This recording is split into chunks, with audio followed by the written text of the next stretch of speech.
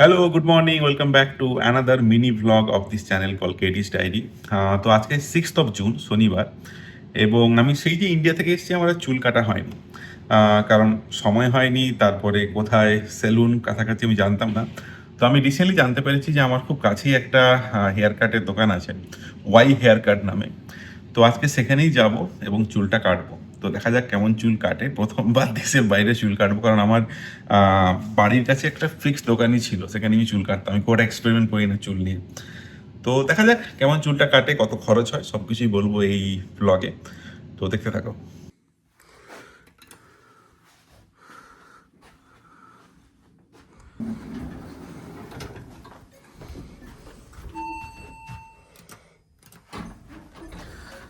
পাইদা একটা কথা বলা হয়নি, এখানে কিন্তু গ্রাউন্ড ফ্লোর নেই। মানে যেটা গ্রাউন্ড ফ্লোর এখানে, সেটাকে ফার্স্ট ফ্লোরই বলা হয়, মানে নাম্বার ওয়ানই বলা হয়।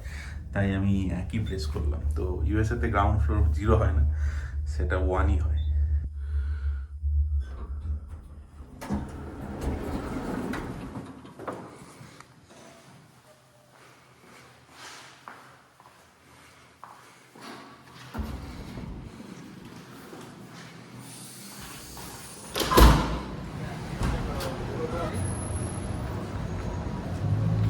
খুব কাছেই আমার, জাস্ট 300 মিটার মতো।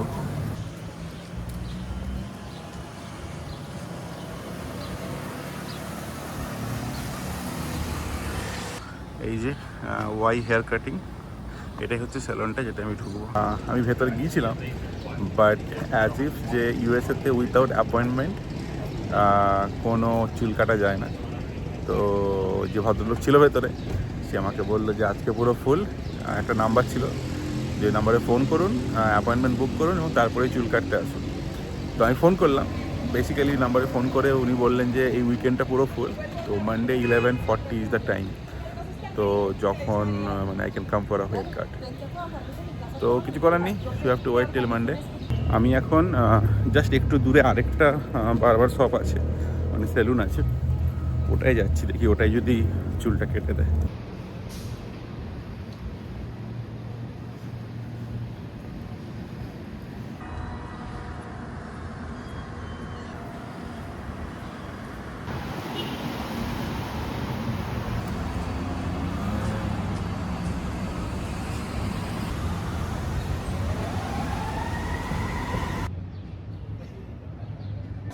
个人，有些头发就不加那个，还好了。No, you don't need a。每个人都要 style，只是你是没有，我觉得没有那个味道。এবং এইটা হচ্ছে ফাইনাল লুক সেলুন থেকে বেরোনোর পরে। তো ওই 10-15 মিনিট নিল ম্যাক্সিমাম, তার মধ্যেই মানে যে লেডি করছিল সেই সুপার এফিসিয়েন্ট, মানে খুব কুইকলি চুলটা এরকম করে দিল। তো রুমে গিয়ে বাকিটা বলছি যে ওভারঅল এক্সপিরিয়েন্স কেমন। তো এইটা হচ্ছে ফাইনাল লুক চুলটা কাটার পরে। অনেকটা আমাদের ওই ইন্ডিয়ার বাটি ছাটের মতো করে দিয়েছে। তো ওই যে যিনি লেডি ছিলেন, মোস্ট লাইকলি উনি চাইনিজ ছিলেন। তো উনি জিজ্ঞেস করলেন যে তুমি মাঝাই রাখতে চাও না ছোটো রাখতে চাও। তাই আমি বললাম ছোটো করে দিন, কারণ মানে গরম আসছে, সামার আসছে, তো ছোটো থাকলেই বেটার। তো এবারে প্রাইসটা বলি, কারণ প্রাইসটা আই থিঙ্ক তোমরা সবাই জানতে চাও। তো বেসিক প্রাইসটা ছিল $25 চুল কাটার। এবারে তুমি যদি ক্যাশে পে করো তাহলে 25, তুমি যদি কার্ড বা অনলাইনে পে করো তাহলে 27। এবারে ওরা কিছু টিপস এক্সপেক্ট করে, তাই জন্য আমি $30 দিলাম। তো এটা ঠিক আছে, মানে অন অ্যাভারেজ আমি শুনেছি এখানে 30-35 বা ম্যাক্সিমাম $40 মতো লাগে চুল কাটতে। তো ইটস ফাইন। ওভারঅল এক্সপিরিয়েন্স আমার কেমন বলি, যেটা বললাম যে প্রথম যে সেলুনটা আমি গিয়েছিলাম ওখানে তো অ্যাপয়েন্টমেন্ট বেসিস ছিল। তো আমার যেহেতু অ্যাপয়েন্টমেন্ট নেওয়া ছিল না, আমি তো ওটা আমি পাইনি। তারপরে আমি এই পরেরটা গেলাম। তো আমার ওভারঅল এক্সপিরিয়েন্স খুব ভালো, ওয়েটিং টাইম খুবই কম। আমি মনে হয় 10 মিনিট ওয়েট করেছি, তারপরে চুল কাটতে 15 মিনিট লেগেছে, মানে উইথিন হাফ অ্যান আওয়ারই পুরো প্রসেসটা হয়ে গেছে। এবং আরেকটা খুব ভালো এক্সপিরিয়েন্স হয়েছে, এটা আমি শেয়ার করতে চাই। যে আমি যখন পৌঁছলাম ওখানে, আমি যখন বসে আছি, তখন অলরেডি আরও দুজন এলো যাদের অ্যাপয়েন্টমেন্ট নেওয়া ছিল। মানে যেটা বললাম যে অ্যাপয়েন্টমেন্ট নিয়ে এখানে মোস্ট অফ দ্য পিপল তারা সেলুনে যায়। তো অ্যাপয়েন্টমেন্ট নেওয়া ছিল দুজনের, তো ওরা এসেছিলো এবং ওদের অ্যাপয়েন্টমেন্ট আমার আগে নেওয়া ছিল, কারণ আমি তো জাস্ট ওয়াক ইন হিসেবে ঢুকেছি। কিন্তু ওরা আমাকে অ্যালাউ করলো চুল কাটার জন্য, কারণ ওরা বললো যে দুজন আমরা আছি, আমাদের বেশি সময় লাগবে, উনি একা আছেন।